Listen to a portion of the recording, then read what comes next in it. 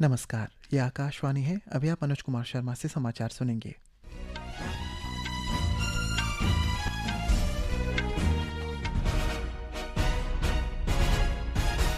पहले मुख्य समाचार। राष्ट्रपति द्रौपदी मुर्मू ने जनजातीय छात्रवृत्ति योजना के लाभार्थियों को संबोधित किया। राष्ट्रपति ने सभी वर्गों के विकास के लिए सामाजिक, आर्थिक और शैक्षिक रूप से प्रगति पर जोर दिया। अरुणाचल प्रदेश स्थित राजीव गांधी विश्वविद्यालय ने अंतर्राष्ट्रीय संस्थागत रैंकिंग ढांचा IIRF रैंकिंग में केंद्रीय विश्वविद्यालयों की श्रेणी में 14वां स्थान प्राप्त किया। अखिल अरुणाचल प्रदेश छात्र संघ APSU ने अरुणाचल प्रदेश में मिसिंग समुदाय पर इनर लाइन परमिट ILP प्रणाली लागू किए जाने के विरोध में असम स्थित तका मिसिंग पोरिन केबांग TMP के द्वारा व्यक्त किए गए रुख को सख्ती से खारिज किया। जापान में आयोजित होने वाले 5वें एशियाई पैरा खेल आईची नागोया 2026 के लिए भारतीय टीम में अरुणाचल प्रदेश के पैरा एथलीट वोजेम मार्बोम का चयन। स्वास्थ्य मंत्रालय ने कहा है कि देश में अभी तक इबोला वायरस का कोई मामला सामने नहीं आया। राजस्थान, गुजरात, पश्चिम मध्य प्रदेश, ओडिशा और तटीय आंध्र प्रदेश में आज आंधी तूफान का ऑरेंज अलर्ट जारी। और महिला क्रिकेट में भारत और इंग्लैंड के बीच तीसरा और अंतिम T20 अंतर्राष्ट्रीय मैच आज इंग्लैंड के टॉन्टन में खेला जाएगा। अब समाचार विस्तार से। राष्ट्रपति द्रौपदी मुर्मू ने कहा है कि शिक्षा सशक्तिकरण का एक शक्तिशाली साधन है। ये लोगों को आत्मनिर्भर, जागरूक और सक्षम बनाती है। आज नई दिल्ली में जनजातीय छात्रवृत्ति योजना के लाभार्थियों को संबोधित करते हुए राष्ट्रपति ने कहा है कि सही विकास तभी संभव है जब समाज के सभी वर्ग सामाजिक, आर्थिक और शैक्षिक रूप से प्रगति कर सके। भारत सरकार जनजातीय समुदाय के युवाओं को आगे बढ़ाने के लिए अनेक योजनाओं के माध्यम से निरंतर प्रयास कर रहे हैं। छात्रवृत्ति योजना केवल आर्थिक सहायता नहीं है, ये युवाओं के सपनों को पंख देने का माध्यम है। ये उन युवाओं के जीवन में नई संभावनाओं का द्वार खोलती है, जिनमें प्रतिभा तो होती ही है, परंतु संसाधनों का अभाव उन्हें आगे बढ़ते रोकता है। लेकिन मुझे ये जानकर प्रसन्नता हुई है कि अपने से अनेक युवाओं ने विभिन्न क्षेत्रों में उच्च शिक्षा प्राप्त की है।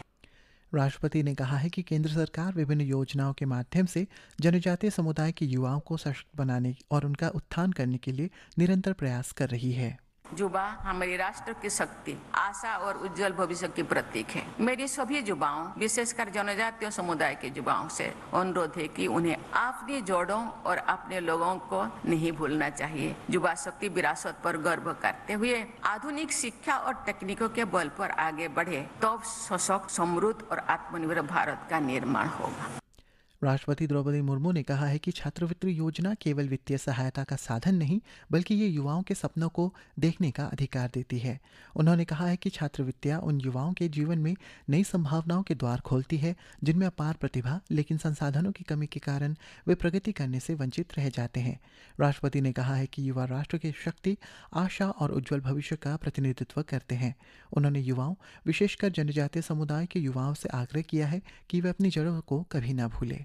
भारत को वर्ष 2047 तक विकसित भारत बनाने के लक्ष्य से आगे बढ़ रहे हैं। इस लक्ष्य की प्राप्ति में आप जैसे युवाओं की अहम भूमिका है। मुझे विश्वास है कि आप जिस भी क्षेत्र में कार्य कर रहे हैं, समाज और राष्ट्र के निर्माण में आपका सक्रिय योगदान रहना चाहिए।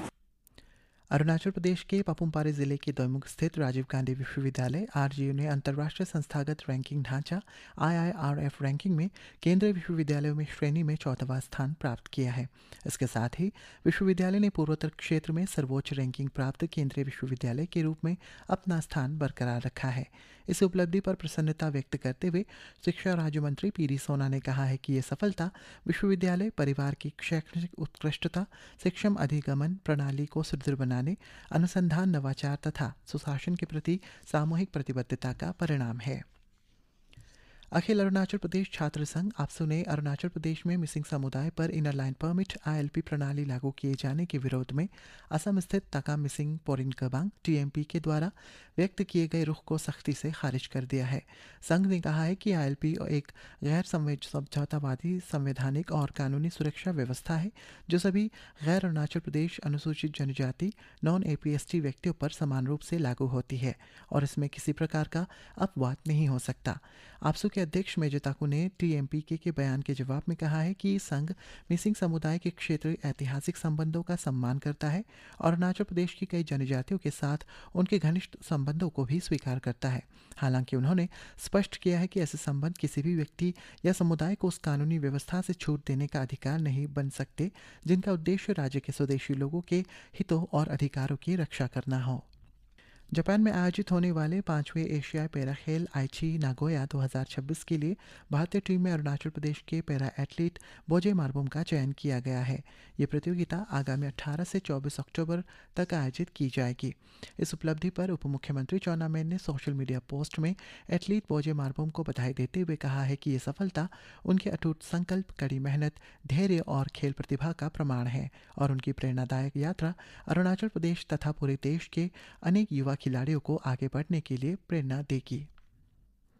केंद्रीय माध्यमिक शिक्षा बोर्ड सीबीएसई ने बताया है कि उत्तर पुस्तिकाओं में पाई गई त्रुटियों के सत्यापन और उनके पूर्ण मूल्यांकन के लिए पोर्टल आज से शुरू हो गया है। ये पोर्टल आगामी 6 जून तक खुला रहेगा।